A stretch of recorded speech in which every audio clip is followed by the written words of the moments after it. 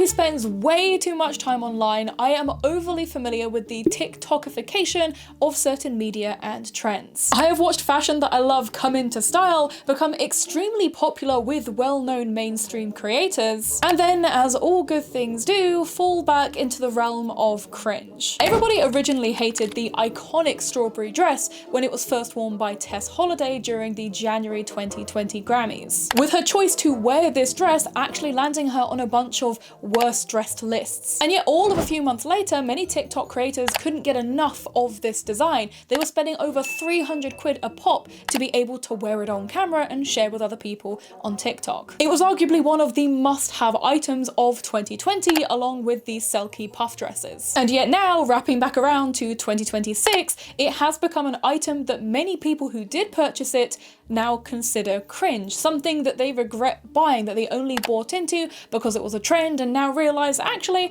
they still think it's kind of ugly. Left as a remnant of a trend that was once considered cool. And if it's not the vicious trend cycle or the co-opting of fashion movements online, then it's the misuse of various terminology to diagnose and label strangers. TikTok is always therapizing or saying some shit. They're always yapping on about all of these different terms that they literally just learned all of 24 hours ago.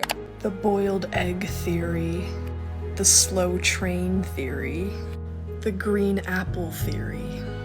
It's gotta be the $12 theory, the soggy bread theory. And of course, for the start of 2026, we have adopted another piece of internet vernacular from 4chan, this being the term Larp, or Larping. And my god, it has become exhausting watching this spread all over fandom spaces. Because you know the most insufferable, stinky person in your life is using these terms with their whole chest, regurgitating it into conversations in real life as if it means something. But I guess to start, we should actually define what Larping is compared to how it's now currently being used. So Larp, or Larping, directly means live action roleplay. This being the practice of going to events such as Ren Fairs or Larp specific events such as Empire here in the UK, and basically playing a character in real life. Similar to games like D&D, you are responsible for creating your character's backstory, choosing your class and race, and sometimes your heritage, or like your family tree, and then going out into the world on various quests and basically developing your character's story. But instead of this being a purely tabletop roleplay, you are actually going to these events in person and taking on that role yourself. You are basically playing pretend for the weekend. You get to live as your character in a shared play setting, doing battles, trading and selling with other people, and potentially even having your character die during these sessions because of various interactions or quests that you might be going on. And these events can be anything as long as a long weekend, so your kind of Thursday to Monday situation, whilst others can be as long as a week or possibly even more, depending on who's organizing it. But pretty much all of these events require their attendees, new and old, to be read up on the pre-existing lore and history of the world. Many people who attend these things have years and years and years of investment in their character. They are very closely related to that character at that point. And in some cases, LARP can have some crossover with more historically accurate reenactment, as obviously they can have similarities in how they're run, with the dedication to your character and faction being quite essential. But LARP almost always exclusively refers to a more fantasy style of play. However, when you see people saying LARP online, or more specifically in the comment sections of cosplayers and anime enthusiasts, the meaning is a lot different. This new meaning of LARP comes from forums like 4chan. A tale as old as time, all roads lead back to 4chan, and apparently some of the Epstein files too. The internet's new definition of LARP is somebody pretending to be a fan of something, pretending to be somebody else in order to fit in with a niche group or hobby. Essentially, it is used as a sibling term to pre-existing things like poser and tourist. It's just another way of trying to undermine somebody's enjoyment or understanding of a certain piece of media or their dedication to a character or series. And I have seen this a lot within the anime and cosplay community recently. Occasionally J-fashion, but I'd say mostly anime and cosplay. I feel like for as much as the J-fashion community can be a hellscape, most of the time people are actually quite helpful when it comes to recommending where to go and being encouraging of newbies wanting to join. But with anime and cosplay, it is an entirely different kettle of fish. I see cosplayers doing videos figures dressed up as popular cute core characters such as Tomoko from Watamote or K-Angel from Needy Streamer Overload, only to have their comment sections flooded with people calling them a LARP or a LARPer, usually to imply that the creator isn't a real fan, but is instead pretending to like these things because they want to be seen as a fan. And sure, you know what, to play devil's advocate, I sometimes get it. As a longtime figure collector, I have personally bore witness to the increase in popularity, and by proxy pricing, of certain characters, IPs, and figurines. Supersonico price figures by Taito that used to be anywhere from 15 to 20 pounds when they first released in 2014 are now being resold on places like Vinted and eBay for upwards of 50 to 70 pounds each, with bootleg figures now running the exact same cost that the original price figures used to be. And again, please, for the love of God, do not pay 20 quid for a bootleg figurine. Like, that is crazy. That's insane. There's literally price figurines that are 15 quid that have been produced recently that are going to be better quality. Please don't pay 20 quid for a bootleg anime figure. That's insane. That's insane pricing. Some like to think of it as this new and imposed cute core tax, a style and internet aesthetic that I actually covered in one of my first and now pretty dated YouTube videos. Because new gen fans are now coming into collecting with far more accessibility and money than myself and other collectors originally had access to, they are discovering a lot of classic statues that are very cute or edo kawaii, many being characters from older visual novels or from series that rarely ever receive new merchandise and releases. And as such, because of the big influx of new anime enjoyers and figure collectors, these once affordable figurines and series are now becoming noticeably overpriced and upsold. Oh, careful now. Careful now. So I break her on camera and everybody cries. There is no justifiable reason why the Griffon Enterprises statues of Miyuki and Aoi from Toteno should be able to regularly sell for over £800 each, when their original prices were 8,400 yen, which is the equivalent of around £40 by today's exchange rate. And they weren't being sold for this amount of money until more recently, where spaces like Pinterest and TikTok began to popularize the older visual novel, and many people began to get into it without any context as to who the characters were, or without having actually played the 18+ rated VN. Even when I was finally able to get this Miyuki in a bidding war back in 2023 for £240, I still absolutely overpaid for her. The quality of this figurine is low-key ass, and she is brittle as fuck. Her original base is in my display cabinet, but one of the pegs has already broken from a gentle knock of the wind. However, because there are only 2 official pre-painted statues as options for collectors, I was kinda shit out of luck if I actually wanted to own anything from the series. If I wanted to have her in my collection, I needed to cough up. The same applies to characters like Tomoko from Watamote. Originally an anime that I watched when it first aired and immediately fell in love with, I've had to watch as the prices for the Sega prize figurine and even the Nendroid Petite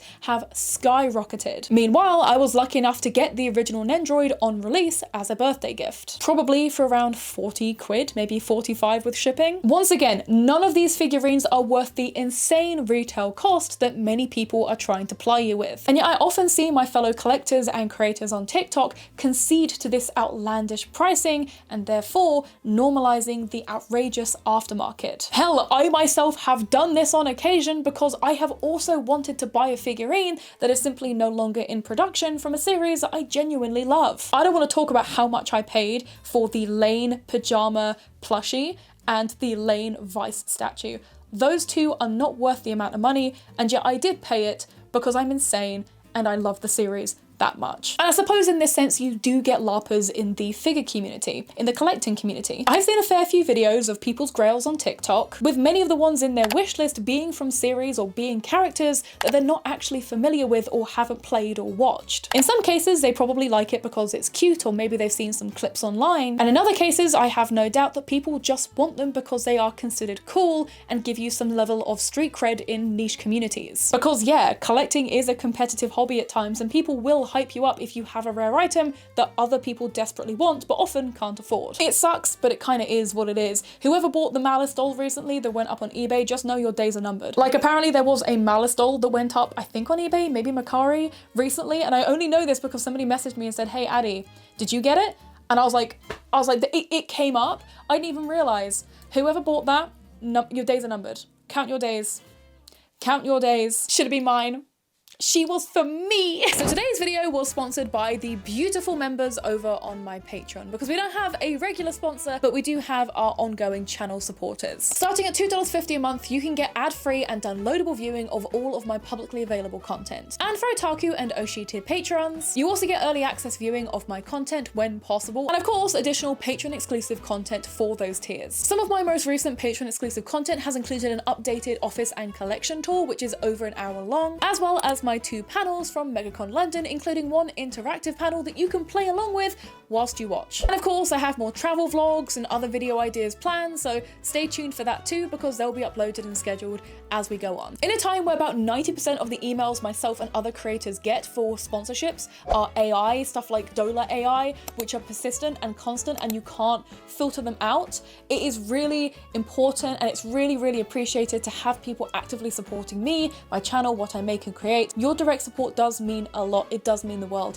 So if you can, please consider checking out the Patreon. And I have also seen this a lot when it comes to visual novels such as Slow Damage, Dramatical Murder, You and Me and Her, Song of Sire, School Days, and many more. All of which, by the way, are 18+ rated games. They are meant for adults only. It's pretty common to see accounts that are owned by what can easily be guessed as minors who are engaging in this content, using the characters as their profile pictures and reposting all about them, whilst obviously having never actually played or consumed the media firsthand. Many of those wishlisting the merchandise often do so because of online popularity or even memery, stuff like Alba being considered yaoi Jesus, only to start clutching their pearls in the comment section when people politely inform them that Alba getting railed by his robot dog is a canonical route in the game. Thanks for being my dog. Thanks for being my man. Meanwhile, the prices for this media for adult collectors and fans skyrockets ever higher. And you know what? The same applies to things like old school Gyaru Mars pieces and Himikaji Liz Lisa pieces. Originally being a lot cheaper and even more forgiving to buy secondhand, and now often quadruple the price due to newfound internet popularity. Mostly being from younger new gen enjoyers who have better money and access to these things and don't have the desire to slowly build up a wardrobe over time, which is honestly why collecting is so fun. It's kind of like a treasure hunt for your favorite things, but instead they want that fast gratification wardrobe, but they also want to be able to brag about owning these exclusive name brand pieces. And for as much as I feel the frustration, which I really do, because again, I have been into figure collecting longer than most active vocal users online have been alive, I also kinda don't get the gatekeeping. I've discussed this kind of thing in a few videos before, but using the term LARP unironically feels really lame to me. The concept of being angry that a thing you've liked for a long while is suddenly gaining new popularity seems like a very immature and possessive way of thinking. It's giving the same energy as a sweaty guy in the pit coming up to you and asking you to name 5 albums, or an anime fan in a manga section asking you to name the ending song of a 2010 OVA from some niche show you've never heard of. Oh, so you're a fan of anime, huh? Okay, let me test you. Name the ending song from the 2010 OVA from the anime I Fell in Love with a Horse, but it's okay because I got isekai'd into another world. I'll wait. Is that a real? Probably not a real anime. My Horse Prince was. That wasn't an anime, that was a game, but My Horse Prince was real. Never forget. This kind of attitude to other fans is just such loser, bitter behavior. It's a kind of attitude that you tend to adopt after being bullied for liking things like alternative fashion or anime, but that you typically grow out of once you're removed from that environment. But I guess the thing is, a lot of the people who are adopting this kind of language online are still kids. They haven't actually grown out of that mindset. They haven't grown past that stage of life. They are still feeling victimized and othered because of the things they enjoy. And just to be clear, if you're not a teenager or a tween using these terms online, like you're a tax-paying adult using these terms, God help you. Oh my god. And it does kind of low-key tickle me when people try to pull this card with me, because for as much as I'm definitely a love her or hate her creator to many, I have been doing this for a long while and I come with irritating receipts. Fake fan in my comment sections. Meanwhile, I was uploading figure reviews and unboxings 13 years ago, all filmed in my childhood bedroom. My figure collection account from 9 years ago had 75 owned figurines, and my figure collection account now has over 400.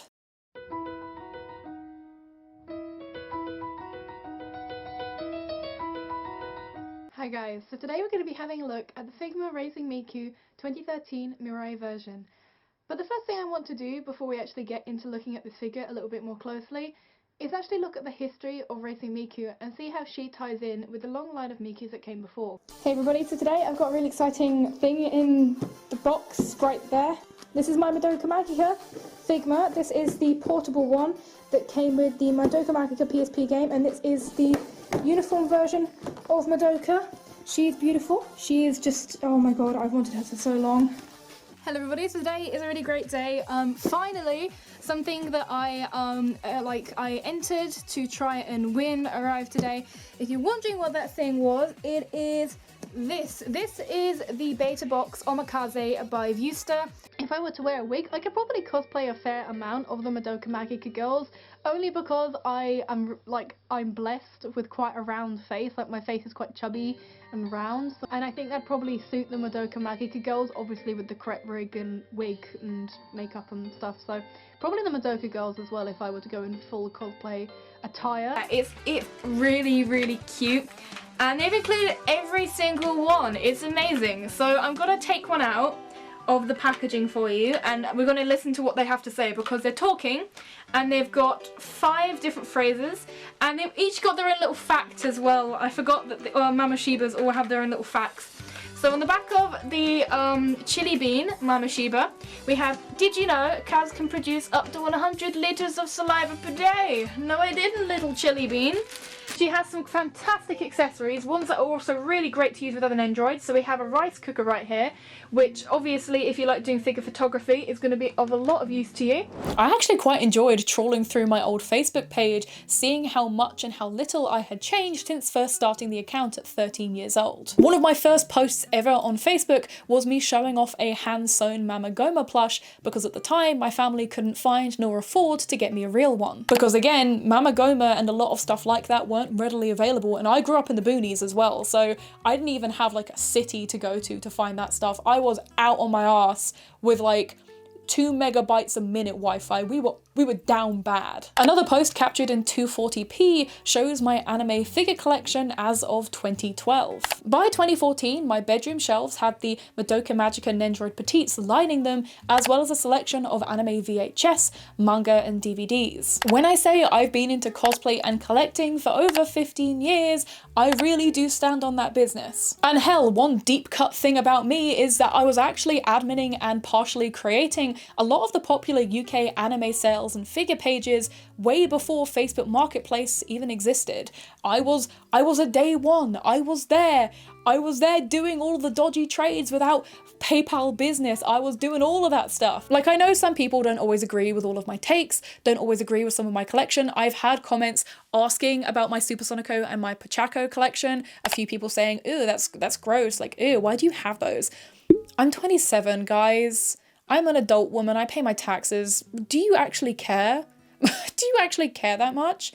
But it is nice to know that I have such a weird, concise little timeline of my enjoyment of these things. I can track when I was buying these things and going to conventions because I was posting it all online for my friends to see. But the thing is, I didn't just get to this late stage anime merch and figure capitalism as you see it right now out of nowhere. I didn't just become this inescapable pop culture yapper just on day one. It took 15 years of loving the things that I love. I too started my journey into anime, fashion and collecting as a preteen, discovering figure collecting through creators such as Actar Reviews many years ago. When I watched his content, at least at the beginning, I was essentially a LARPer. I didn't know every single name of every single anime that he was reviewing or had merchandise from at the time I was watching it, but his content got me into collecting and by proxy introduced me to a lot of anime series and figure brands I otherwise wouldn't have known about. Having him comment on one of my videos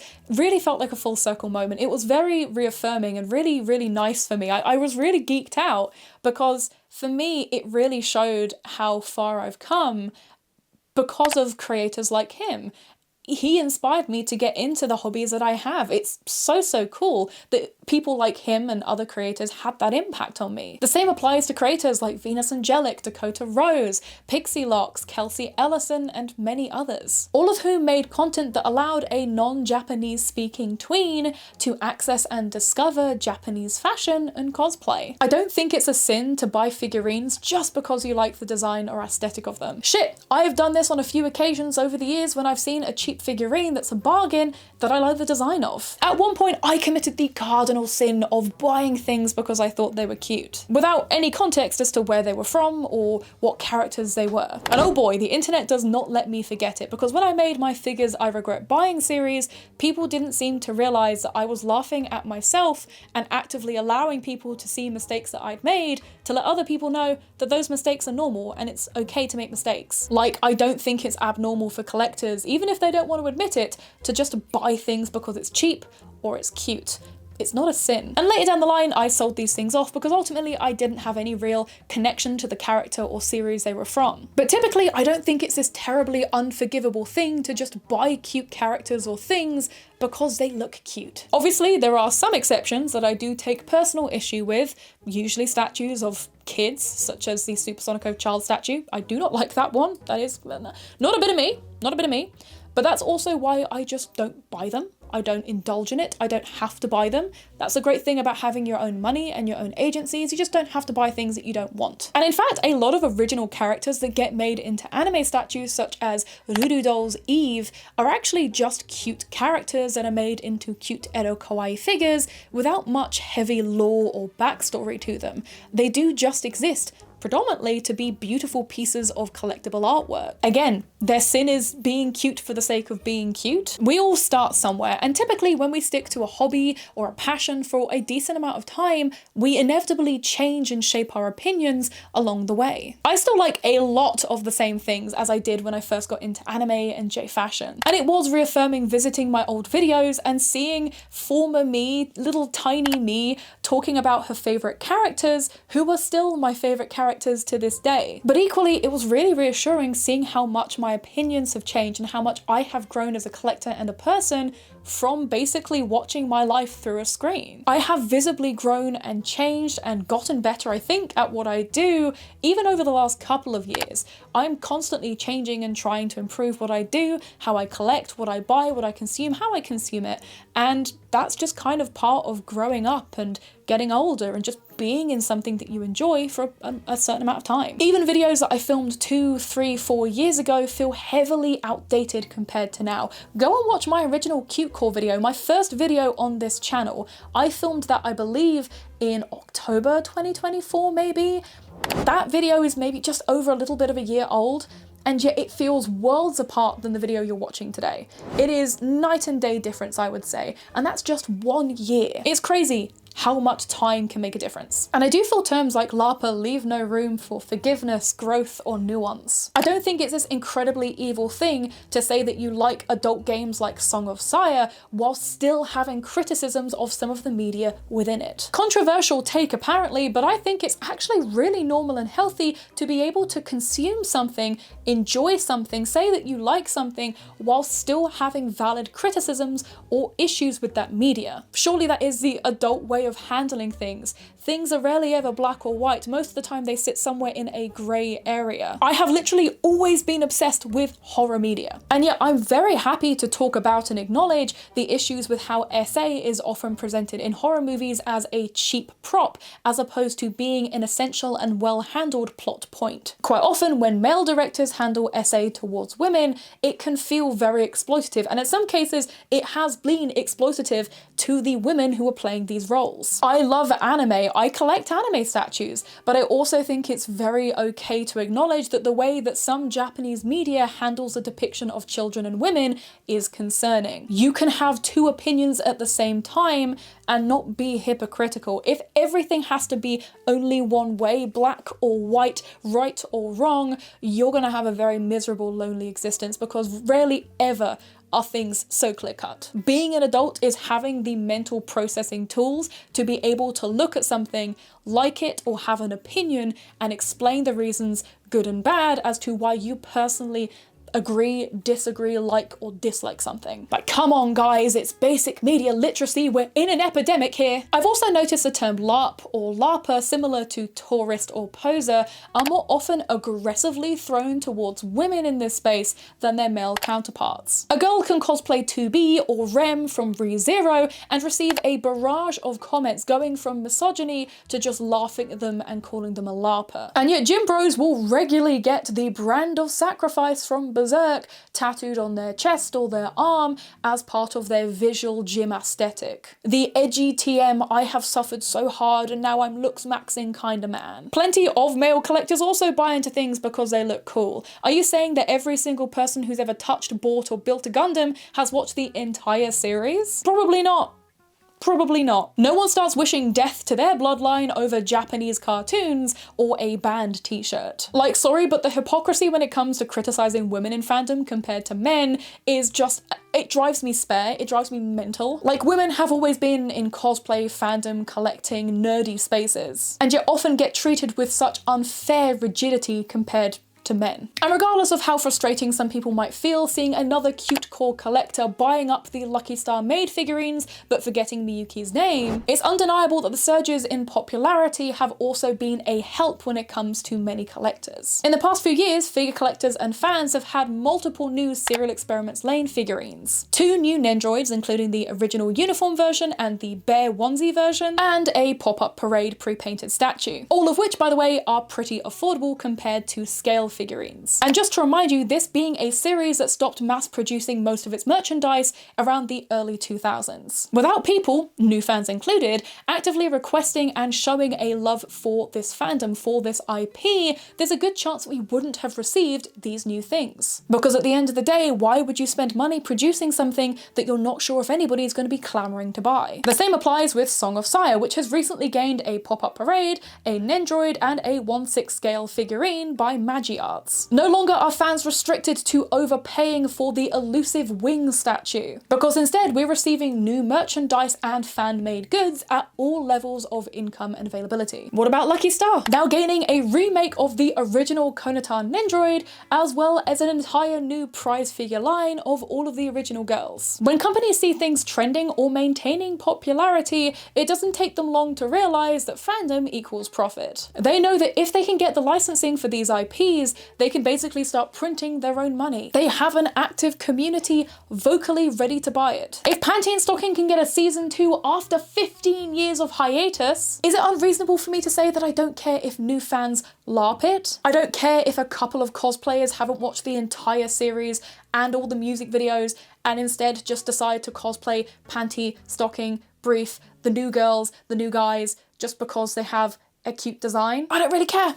I don't really care. And sure, in a media literacy epidemic, it does frustrate me seeing minors running around adult fandom spaces demanding things to be removed from their original source material or deeming them as problematic. I don't think you should be doing game or anime rankings for media that you're too young to be consuming, especially when you haven't even consumed it. Slow Damage and Totoro are not for children, they are implicitly not for kids, so why are they your profile pictures? The same is said for cosplaying adult media. Just like going to a club with a fake ID, as soon as you enter, you are compromising and putting at risk not only yourself, but all of the adults in the space around you. Adults should be and are allowed to have adult-only spaces and fandoms and media without children infiltrating it and demanding it be a kids club. If you want to cosplay Supersonico or an adult VN, just wait until you're 18. I promise it will pass very quickly and then you can do what you want.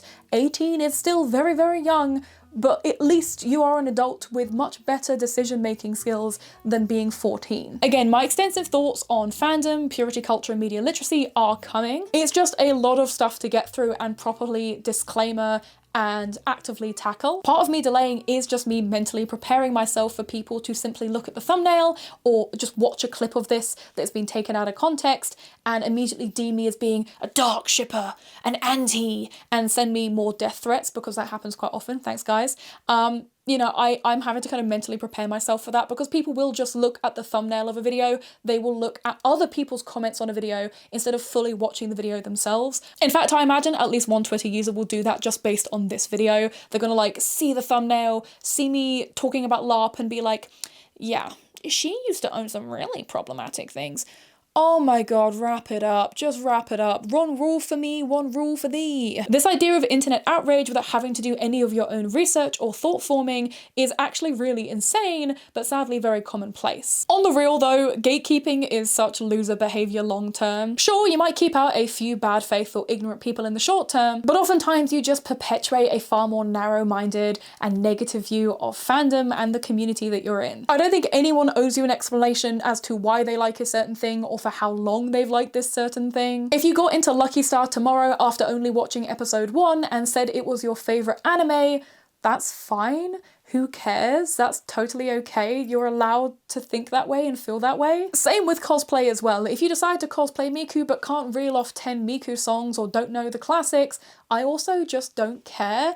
If you've got a cool cosplay, you've got a cool cosplay. It doesn't make any difference to me. It doesn't impact my world whatsoever. Nobody's out here sucking or handing out awards because you can prove how much of a day one fan you were. Like literally no one cares but you. Grab a shower, have a chomp bar, and tap back in when you've grown up a little bit. Fandom should be about having fun beyond all else. Whether that be casually consuming media in your downtime or dedicating your personal income to oshikatsu, collecting, cosplay, or fashion. Personally, I think we should be laughing at people using the term LARP as a way to drag down others. We should be reclaiming it for the live action, roleplay, and Ren Fair community. I've said it before and I'll say it again, but have fun and nerd out. But I guess let me know down below, what are your thoughts on the LARPing, LARP trend? Like, what do you think of the term LARPing? What do you think of the misuse of the term LARPing? Do you think that people are LARPing, liking a thing? And do you think it actually affects anything negatively? Like, is there a net negative to be handled? Like, have I missed something here that's a negative? Are we genuinely experiencing negative blowback from people enjoying a thing casually or saying they like a thing online? I guess let me know down below, but again, I understand the frustration with certain things, mostly when it comes to minors engaging with adult media and then doing the whole like, we're reclaiming it. No, Albert is Yaoi Jesus for a reason. He gets railed a lot in a lot of different ways. It's a very like adult game. Come on now. And equally, I also regret using terminology like problematic when it comes to certain things, because for as much as I maybe don't agree with that media, I regret leaning into this TikTok rhetoric and language when it comes to describing it, because it's just kind of enabled it. That's something I've kind of eased off with a lot more recently, which I think people can be able to tell. I've eased off a lot more. At most it's clickbait, but I don't really like using those terms. I think the term problematic was once useful, is now just very not useful. It's just kind of crap. It's just like, it's a clickbait term, really, more than anything else. Anyone that uses the term problematic and doesn't give any kind of nuance to their kind of discussion of something, unless it's genuinely a harmful thing, chances are, I don't know, like, it's probably not good. Low key, I'm tired of it. I'm tired of this kind of TikTok rhetoric. I'm tired of young people engaging in adult spaces and then clutching their pearls and kind of giving into purity culture rhetoric when it comes to certain media. It's again something I'm going to be touching on properly with all the nuance on both sides, with a level of neutrality, because I need to actually properly kind of play that game in that upcoming video. But again, like I said, that video is going to be a hellscape. I know it's going to be hell when that video drops. If you don't be hearing and seeing from me, you know why. I'm going to be taking a break. And of course, as always, I want to give a big thank you to our Otaku tier patrons who are on screen and our Oshi tier patrons who are Nina Hopkins, Falky Gone Missing, Lucy, Shy Raw, Harakivo, Danny16, Sweet Misery, Meryl Lyram, The Galmar, xlace_Zale, Cielo Harmonia, and Neon Ferris Wheel. As you probably saw earlier in the video with my little Patreon bump, Patreon basically just helps support me make this content, make stuff full time. I also have a full collection and office tour, my original and my updated for moving here. And so if you want to go see a lot of behind the scenes content, some bloopers as well, go check that out. But of course, as always, the cheapest and easiest way of supporting me and what I do is by liking the video, commenting on the video, having a conversation down in the comment section, using the new hype feature. Apparently hype is a new thing they do. Hype the video up, use the little hype feature. Scroll across, use that hype feature. Of course, share the video, save the video, and please consider subscribing and hitting the bell icon to never miss an upload. If you want to watch my videos whilst you're cooking, cleaning, napping, doing a craft as well, that massively helps me. You have no idea. Passive views are always very appreciated. I do the same thing with a lot of stuff. I love listening to Creepcast, Papa Meat. I listen to a lot of just like YouTube stuff in the background. If you do that with me, Thank you very much. Now, of course, it is time for the end of the video outfit check and some of your amazing fan art. I will be showing all of the AkumaCon fan art that I received in person in my next video because I need to properly photograph it and get all of it uploaded with the correct tags. So that will be in the next video. But of course, if you did give me a piece of fan art at AkumaCon in Ireland, then don't worry, I will be showing it soon. But of course, I have some other amazing fan art that I get tagged in over on Instagram that I want to share with you. So it's time for the end of the video outfit check.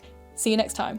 Bye! Hello, it is time for the end of the video outfit check. We're starting off on the top with a classic. You've seen this before, you must be sick of it. This is the AC/DC rag headdress. I wear this a lot. It's just comfy, it's nice, and I think because it's quite simple, it just kind of goes with everything. I much prefer ones that can just clip into your hair rather than having to do that little bow peep tie around your chin, because I do not have the jawline for that. I do not have the faculties for that. And then as for my dress, which is pretty much the rest of the outfit, this is originally from Miss Selfridges, but I got it secondhand on Vinted. I got it for a really good deal, brand new with its tag. So this is pristine, it's perfect condition. It's really comfy. I think it looks pretty damn cute as well. Obviously, it is just like a pretty basic design. Like it kind of, at one point I was worried it was going to give like Killstar Goth, but actually I think it does look quite nice. I think the white breaks up quite nicely. And at the end of the day, I've been really into like my blouses and obviously a bit more of the billowy sleeve. I think it works quite well for that. And I think it kind of has almost very soft kind of gothic dress, EGL-esque look, at least from the top here. And so yeah, I just thought it was a nice comfy outfit to wear for this video. Thank you so much for watching this video, and I'll see you in the next one. Bye!